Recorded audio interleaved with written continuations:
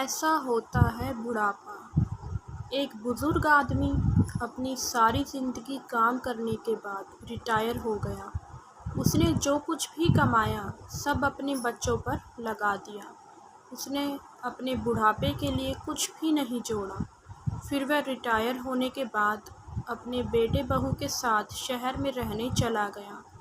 वहाँ जाकर उसके बेटे बहू ने उसका स्वागत किया और उसे कमरे में जाने को कह दिया।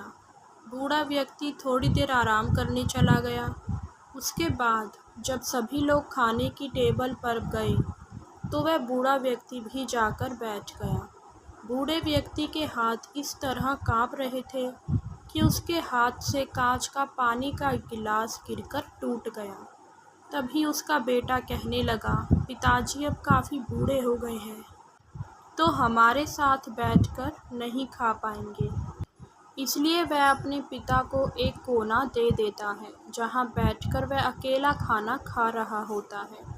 जब उन्होंने पीछे मुड़कर देखा अपने पिता को तो वह नीचे मुंह किए खाना खा रहा था और उसकी आंखों से आंसू बह रहे थे।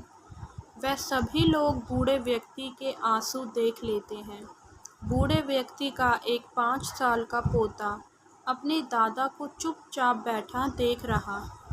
वह 5 साल का बच्चा सब कुछ देख और समझ रहा था।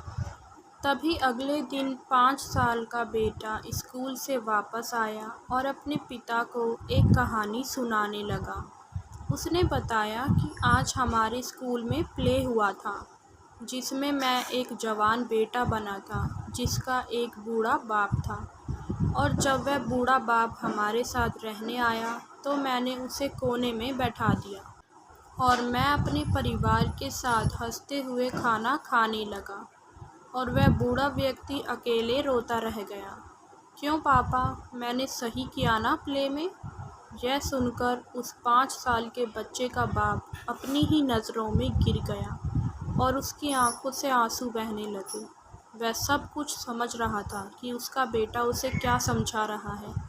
तभी वह दौड़ता हुआ अपने पिता के पास गया, उन्हें सीने से लगाया और फिर टेबल पर बैठाकर सबके साथ खाना खिलाया।